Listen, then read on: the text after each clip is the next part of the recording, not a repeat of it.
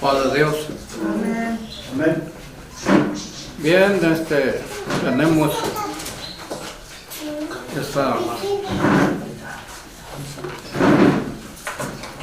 el tema de hoy se titula Los hijos del diablo. Está basado en el libro, en la carta del apóstol Juan, capítulo 3, en la primera carta, capítulo 3, versículo 8 al 10.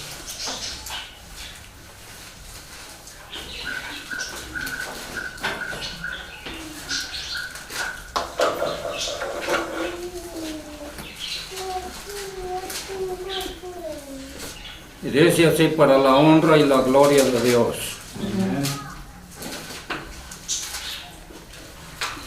El que hace pecado es del diablo, porque el diablo peca desde el principio. Para esto apareció el Hijo de Dios, para deshacer las obras del diablo. Cualquiera que es nacido de Dios no hace pecado, porque su simiente está en él, y no puede pecar porque es nacido de Dios. En esto son manifiestos los hijos de Dios y los hijos del diablo. Cualquiera que no hace justicia y que no ama a su hermano, no es de Dios. Amén. Pueden tomar así.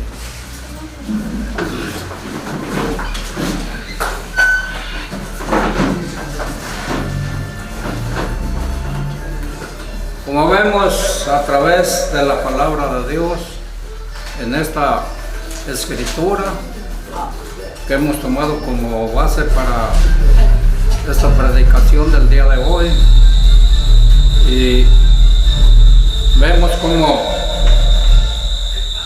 nos declara la palabra de Dios: la persona que peca es del diablo. Esta es una declaración impactante para muchas personas. El hombre niega este hecho con bastante firmeza y algunas veces con enojo. Pero el Señor Jesús hizo esta declaración ante los fariseos de su tiempo. Lo tenemos registrado en el capítulo 8 del Evangelio según San Juan, versículo 44, que dice así: vosotros de vuestro padre el diablo sois, y los deseos de vuestro padre queréis cumplir. Él, homicida, ha sido desde el principio y no permaneció en la verdad, porque no hay verdad en él. Cuando habla mentira, de suyo habla.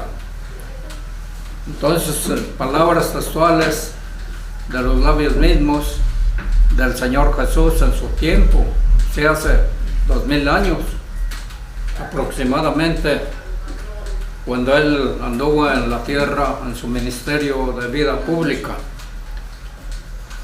¿Qué es lo que hace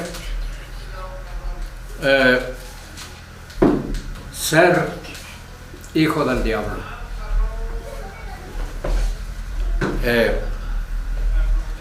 El comportamiento pecaminoso del hombre, las malas obras, demuestran que su padre no es Dios, sino del padre del infierno. Efesios 2:3 nos declara lo siguiente: entre los cuales todos nosotros vivimos en otro tiempo en los deseos de nuestra carne, haciendo la voluntad de la carne y de los pensamientos, y éramos por naturaleza hijos de ira, también como los demás. Nos declara esta escritura que escribió esta carta del apóstol San Pablo a los Efesios en su tiempo. Y vemos cómo él les está recordando que en otro tiempo, cuando ellos no habían conocido al Señor Jesucristo, andaban así en estos deseos. Y toda persona que no tiene el conocimiento de Dios, de Jesucristo, también anda en estas mismas condiciones, sin ningún recatamiento de nada. ¿Por qué? Porque esa es su vida diaria, la vida de todo el tiempo. Pecar y pecar y más pecar. Es todo lo que puede hacer la persona. La misma naturaleza del hombre y del mundo es la lascivia, una tendencia tanto a hacer como obtener. Nos dice en la primera de San Juan, el capítulo 2, versículo 15 y versículo 17, él dice estas palabras: no améis al mundo ni las cosas que están en el mundo. Si alguno ama al mundo, el amor del Padre no está en él. Porque todo lo que hay en el mundo, la concupiscencia de la carne, la concupiscencia de los ojos, la soberbia de la vida, no es del Padre, mas es del mundo. Y el mundo se pasa y su concupiscencia, mas el que hace la voluntad de Dios permanece para siempre. Es la declaración que nos está haciendo el apóstol San Juan en su carta, en su primera carta. Y vemos cómo, por tanto, toda persona que peca está relacionada con Satanás y sigue a Satanás. Tenemos otra escritura, primera de Juan, capítulo 3, versículos 9 y 10, dice de la siguiente manera: cualquiera que es nacido de Dios no hace pecado, porque su simiente está en él y no puede pecar, porque es nacido de Dios. El versículo 10 dice: y en esto son manifiestos los hijos de Dios y los hijos del diablo. Cualquiera que no hace justicia y que no ama a su hermano no es de Dios. Esa es la declaración que nos está haciendo la palabra de Dios. Una cosa es segura: el pecado no es de Dios, no es del Padre, más bien es del Padre, del pecado y la corrupción que lleva a la muerte.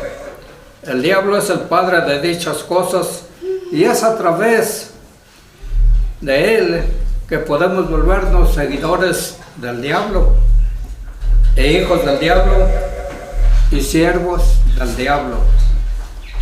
Por eso muchas personas se enojan, no quieren reconocer esto, y si uno les dice a una persona que ni conoce, se puede enojar porque usted sencillamente con la pregunta: ¿es usted cristiano?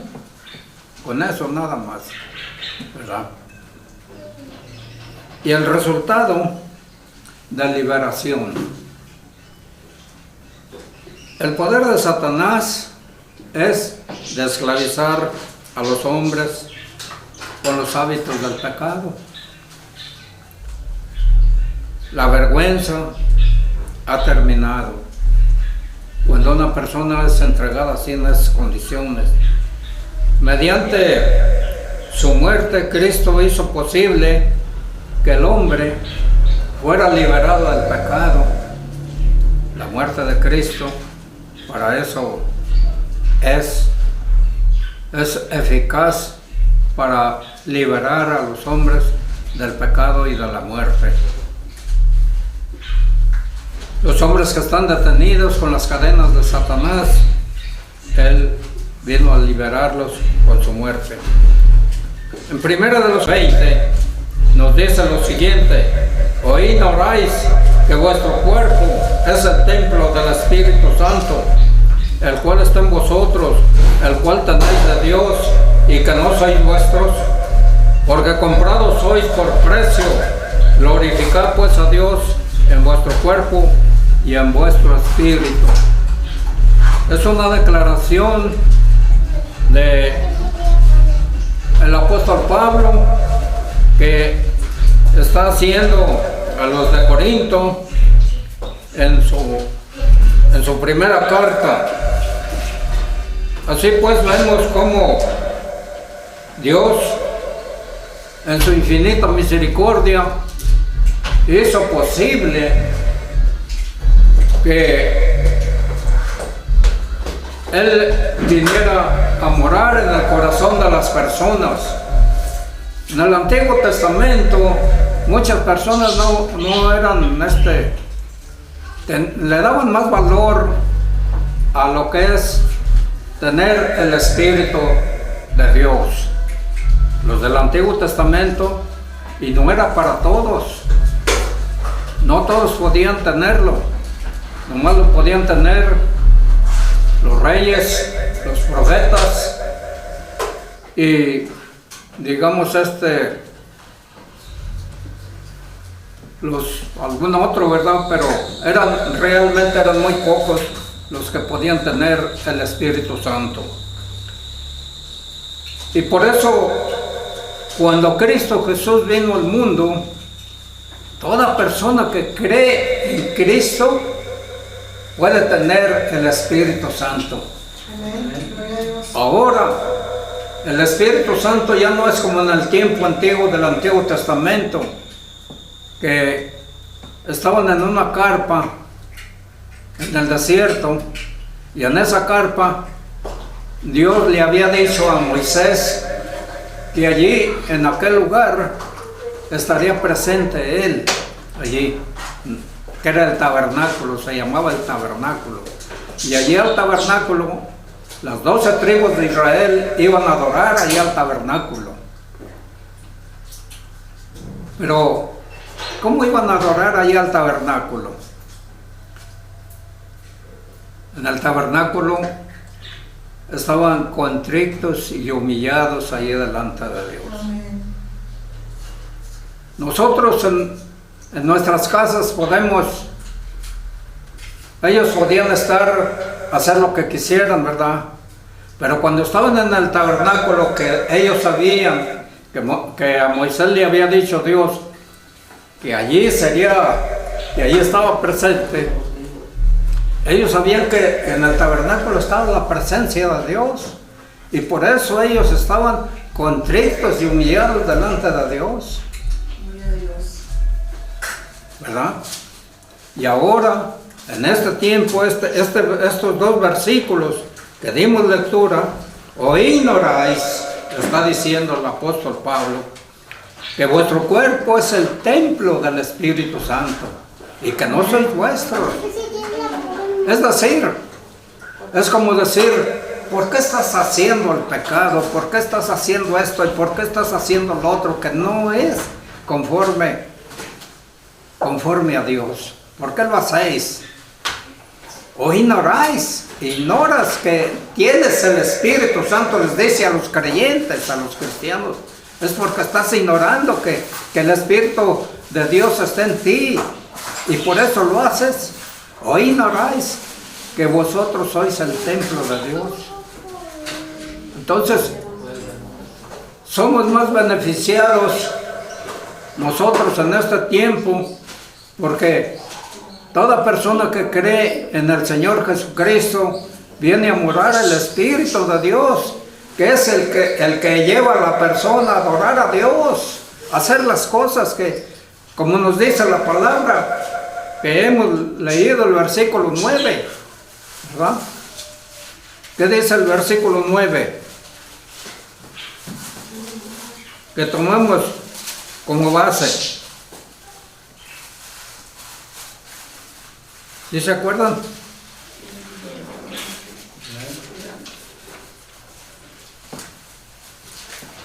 No, ¿verdad?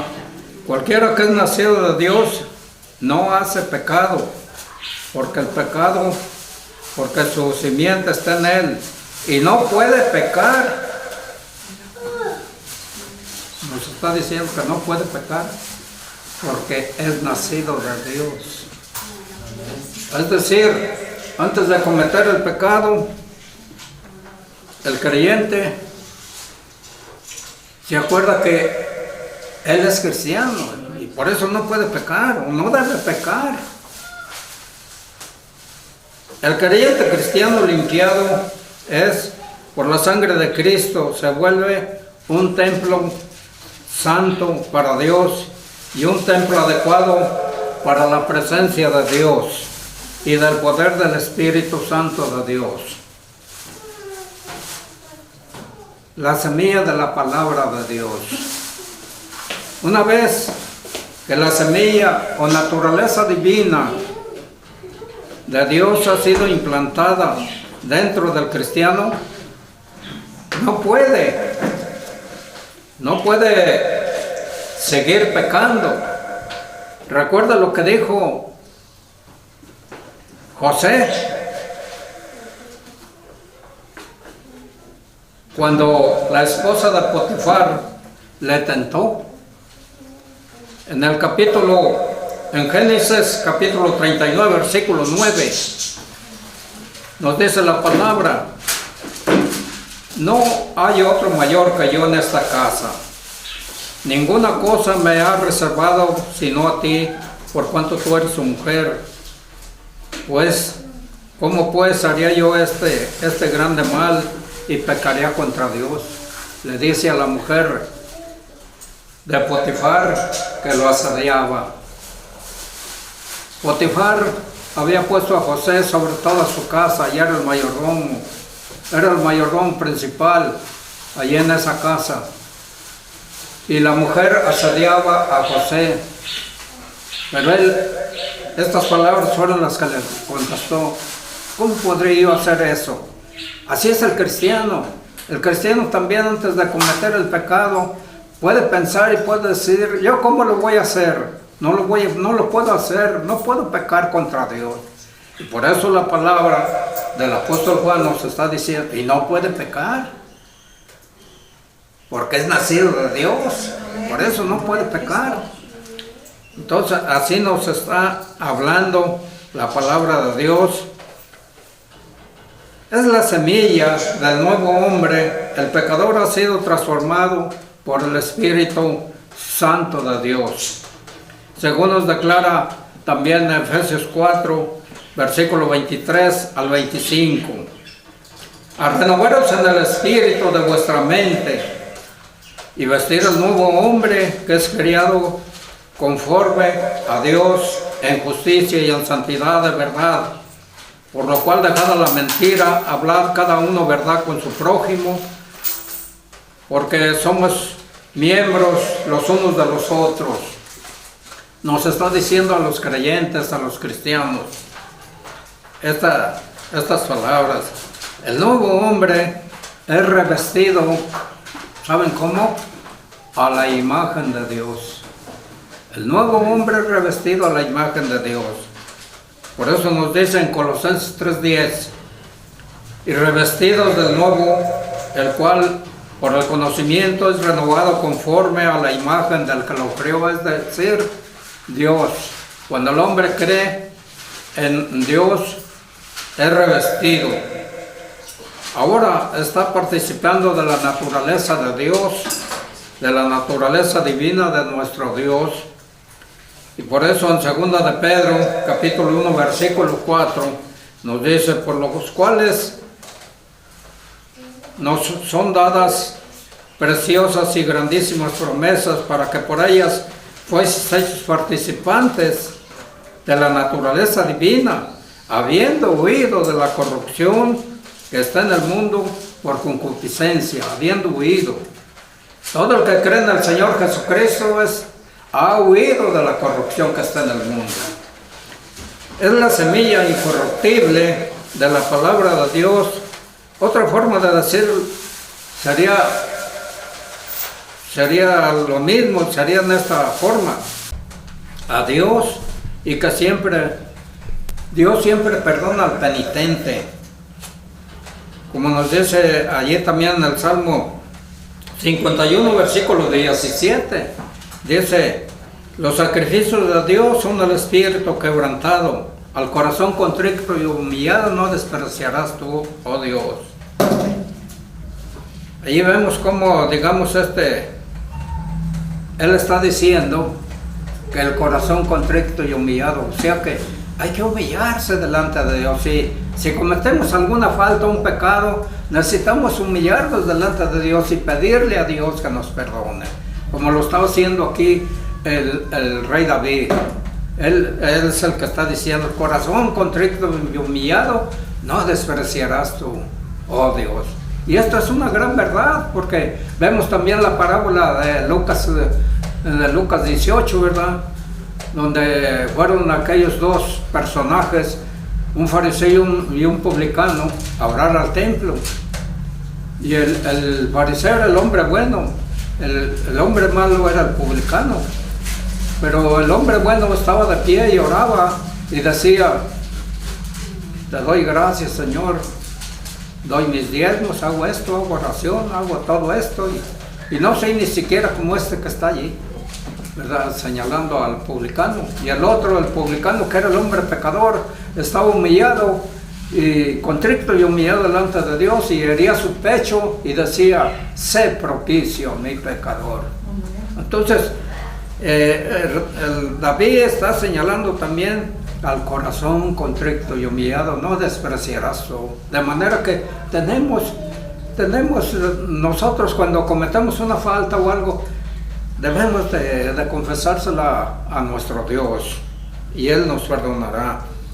En el 4, pero a pesar de ello, ningún cristiano puede ser un pecador deliberado y constante. Ningún cristiano puede hacer que el pecado sea la política de su vida, y ningún cristiano puede vivir una vida en la que el pecado sea dominante en la persona, es decir, o decisivo en todas sus acciones. Por eso nos dice en 1 de Juan capítulo 1, versículo 8 y 9: si dijéramos que no tenemos pecado, nos engañamos a nosotros mismos y no hay verdad en nosotros. Si confesamos nuestros pecados, Él es fiel y justo para perdonar nuestros pecados y nos limpie de toda maldad. Está diciendo, escribió el apóstol Juan. Para concluir, encontramos, el apóstol Juan no está poniendo aquí delante de nosotros un perfeccionamiento aterrador, mediante el cual exige una vida que sea totalmente y completamente sin pecado, sino que está exigiendo una vida que siempre esté alerta respecto del pecado. Una vida que siempre luche la batalla de la verdad. Una vida que nunca se haya entregado al pecado. Una vida en la que el pecado no sea la manera normal y aceptada, como sino el momento anormal de la derrota del pecado. Debe de ser derrotar al pecado. ¿Y cómo lo vamos a hacer o cómo lo vamos a lograr? Pues por medio de nuestro Señor Jesucristo. Su Espíritu está dentro del creyente cristiano. La semilla ha sido implantada en el creyente cristiano, de manera que solamente así se puede lograr. El apóstol San Juan no está diciendo que el hombre que mora en Dios no puede pecar, sino que el hombre que mora en Dios no puede continuar siguiendo pecando y siendo un pecador constante y deliberado. Así es que nos declara la palabra de Dios en la segunda de los Corintios capítulo 7 versículo 1: así que, amados, Pues tenemos tales promesas, limpiándonos de toda inmundicia de carne, de espíritu y perfeccionamiento y la santificación en el temor de Dios. Hebreos 12, 14. Seguid la paz y la santidad, nos declara, sin la cual nadie verá al Señor. Amén. Este tema ha sido, digamos, tiene 20 citas, este tema de las Sagradas Escrituras. 20 citas son las que dije. Y todas estas citas han sido tomadas de las Santas Escrituras 1909. La 1909 es la escritura que tiene autorizada la Iglesia del Ángulo, por si no lo sabían. No la 60, sino las Santas Escrituras de 1909. Y todas estas citas han sido tomadas de esas Escrituras. Amén.